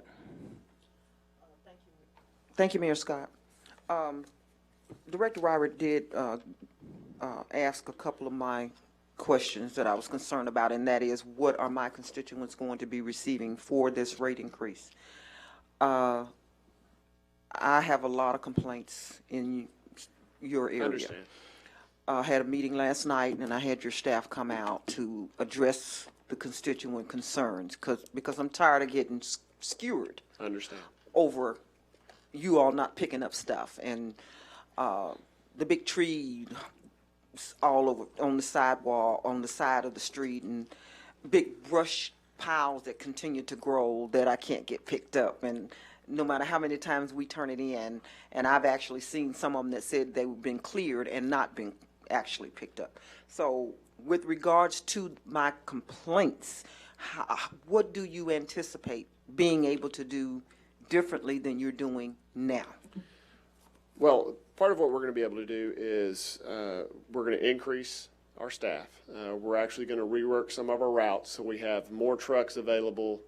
We're going to spread our more people out across the city on each collection day. So we'll actually have more people, more equipment out collecting things. So we'll be able to, if we fall behind, we're not going to fall behind as much, or we'll be able to stay ahead better in the future as we build this staff and this equipment up. When we have events like this year, where we have big storm events and flooding and some other things that impacted us, we're going to get behind. And I know it's not, people are tired of hearing that, but we are working as diligently and as hard as we can to get these areas collected that have been out for some time. Well, I will submit that even before the storm, stuff would sit out there 30 and 60 days. Yes, ma'am. And that's what people complain about the most. I understand the issues that you have to face, and I'm trying to work through all of that whenever I'm talking to people. But if I'm going to pay more, if we're asking them to pay more, your response time has got to increase. Understand. And Mayor, I am also concerned about Entergy cutting limbs and leaving stuff for citizens to have to get disposed of. And I would like to see us put some language in there that addresses this issue. I don't want us to be coming back saying, well, we can't do anything about it. This is what the ordinance says, and this is what we're bound to. I've heard that before, too. Okay. And Director Wright, myself and our Chief Administrative Officer, we've been having meetings with Energy, and we'll share this concern just like we've shared some other concerns, and they've gotten right on top of it. We'll make certain that we talk to Energy. Well, I appreciate that. And whereas I do share some of Director Adcock's concerns about our seniors and people that might not be able to pay some of these, but there's too much abuse. It is, and I see it every day in Ward 6. And I think the abusers outweigh that, and I'm hoping that we can have some type of review if it's someone who's having difficulty paying a bill or something. I think that's something that we happily try to look into. And when you say happily try to look into, when you get called back up here and get skewered, remember you said that. Okay, thank you. Thank you, Director Wright. Director Webb. Thank you, Mr. Mayor. Thank you, John. A lot of the questions have been asked, but I have one. When we started talking about this a few weeks ago, we've also been discussing glass recycling. And I've heard from a lot of folks over the last few days who asked when we were going to take that up, and they were hoping, and I was hoping and thinking we were going to be discussing that along the same time, so we would know what if we chose to vote for that we would have one increase and we would know what everything was going to be at the same time. Certainly. So my question is, what's the status of the RFP for glass recycling? Currently, it's my understanding it's in the final stages of being advertised. At this point, if we can get that advertised here shortly, we still feel comfortable of being able to allow time for anyone that wants to send in a proposal to get those in. Gives that staff time to review them, select someone, negotiate a contract that we could have that price included before January 1, when this rates increase would go into place. So it'd be something you'd be able to discuss and decide on prior to that time frame. But if we voted on this tonight, I wouldn't know what that price is going to be. Correct. And my constituents were very concerned about voting for this big increase and not knowing what glass was going to be and doing things separately. And I want to emphasize this rate increase is for us to continue operating solid waste. We're not, we are increasing some employee strength and some equipment purchases to replace or increase our available equipment. But this is something that the city needs to keep providing the service that we're providing now. It's not an addition like glass recycling would be. yeah, I understand that, and thank you.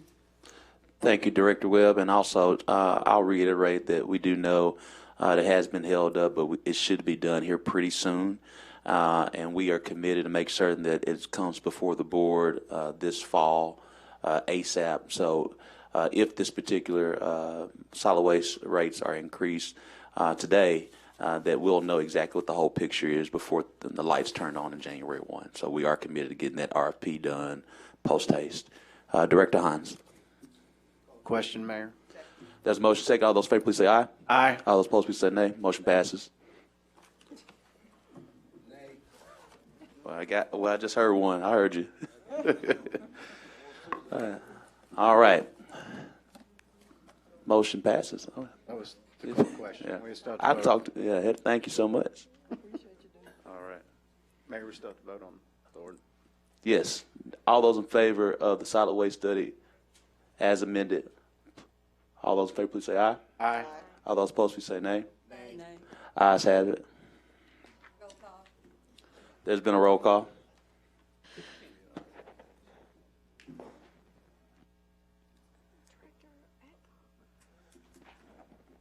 Dr. Hines? Yes. Director Wright? Yes. Director Campuris? Director Fortson? Director Adcock? No. Director Hendricks? No. Director Richardson? No. Director Webb? No. Director Peck? Yes. Vice Mayor Wyrick? 6-4. Ayes have it. We'll now move towards our executive session to entertain city boards and commissions. We're going to come back to communication. All those in favor, please say aye. Aye. All those opposed, please say nay. We'll now recess into our executive session.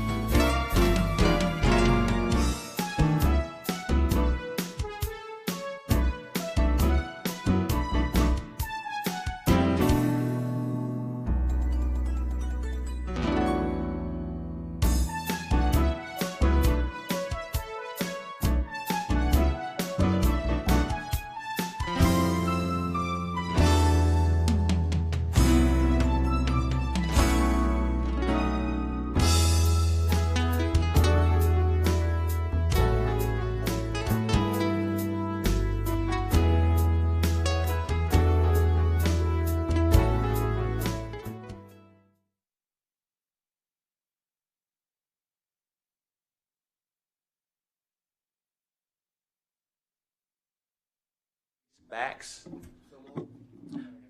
All those in favor, please say aye. All those opposed, nay. Motion passes. City Beautiful, we have 3. Robert Cushman, Luis Miller, Shelby Lennox. All those in favor, please say aye. All those opposed, please say nay. Motion passes. For Community Housing.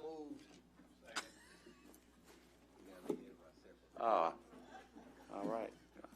I'm trying to help you out, Director Richardson. You know, yeah. Community Housing Advisory Board, we have 3. Brittany Snynam, Kermit Tracy, Denise White. All those in favor, please say aye. All those opposed, please say nay. Motion passes. Construction BOAA, Jeremiah Russell. All those in favor, please say aye. All those opposed, please say nay. Motion passes. Land Bank, Karen Coleman. All those in favor, please say aye. All those opposed, please say nay. LR Cent, Timothy Daters.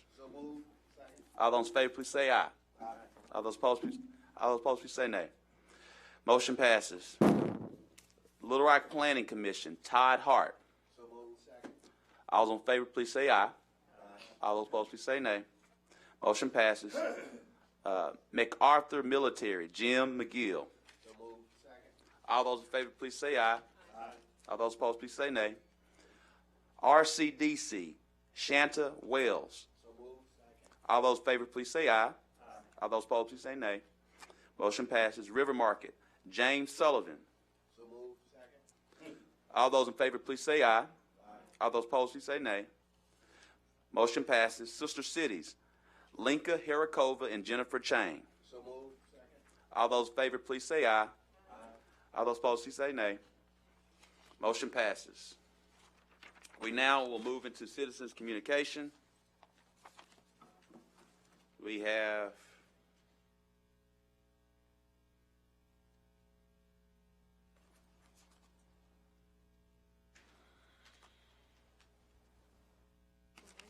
here they are. We have 2. Mr. Henry Jordan.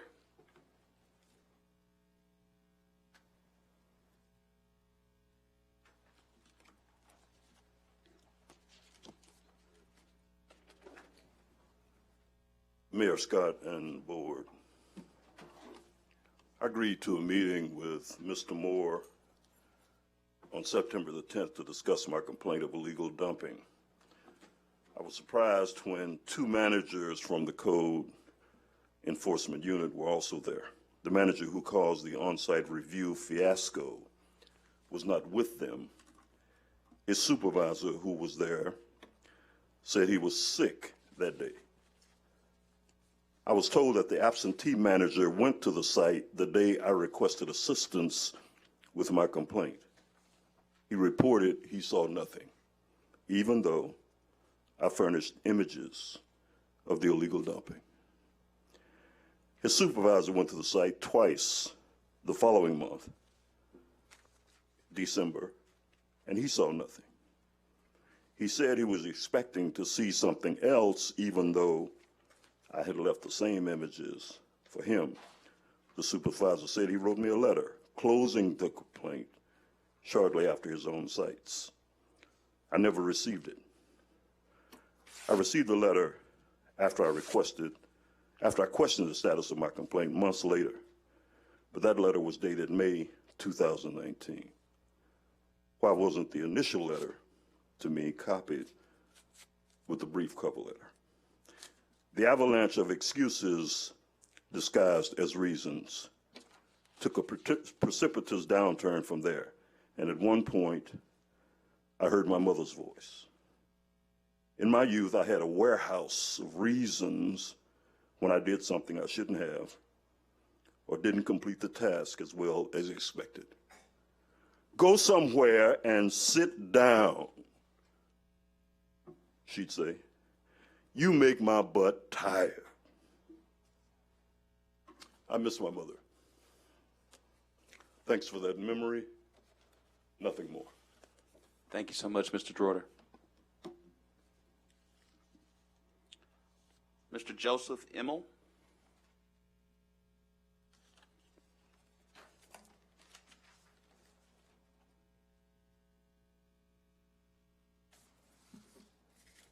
Thank you, Mayor Scott. What I'm interested in talking about is we had a situation where in May, we had our wiring ripped off on the Trail of Tears. And quite usually the ULR, and this is in your area, Director Richards, ULR takes care of the issues just like we, the citizens, take care of properties with the city when it doesn't clean it up. And just no one's going to do it, so they do it. It costs probably about $8,000. If y'all had done it, Bruce Moore probably charged $80,000 in some kind of program, and they took care of it then.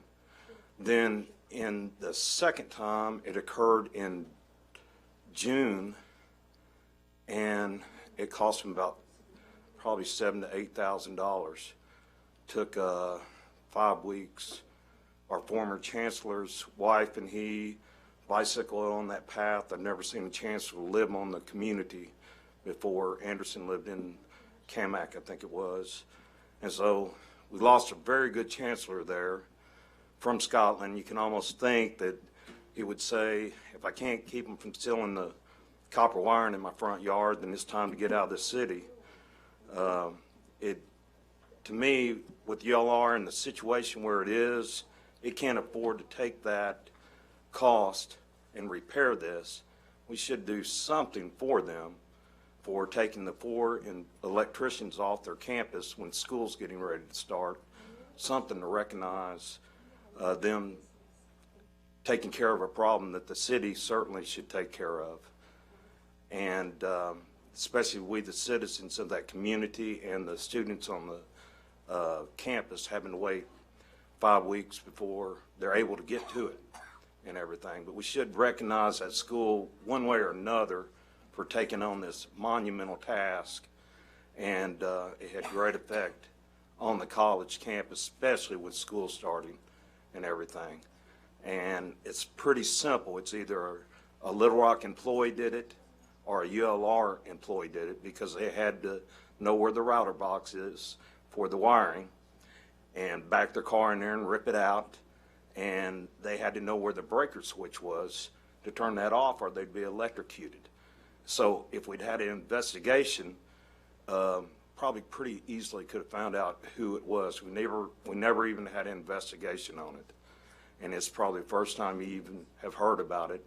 But this goes around our city constantly. So I just bring this one issue up. Maybe we could do something to recognize him. Thank you.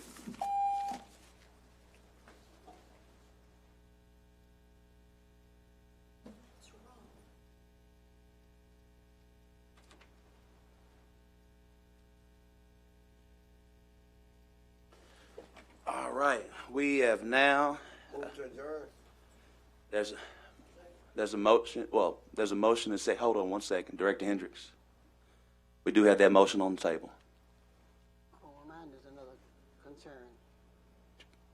Oh, I can okay, I was really concerned about Mr. Dorter's comments. Do we just sit here, and are you going to talk to Mr. Moore to find out? Well, this is your opportunity right now. Oh. Before we adjourn, we allow board members to ask different questions. Well, that's what I would like to ask Mr. Moore, because I can tell you for sure, and I would say that if they were sitting here, somebody needs some attitudinal changes of attitude. So I did meet with Mr. Trotter, and typically, I'd have staff from that particular department so we can get all the facts.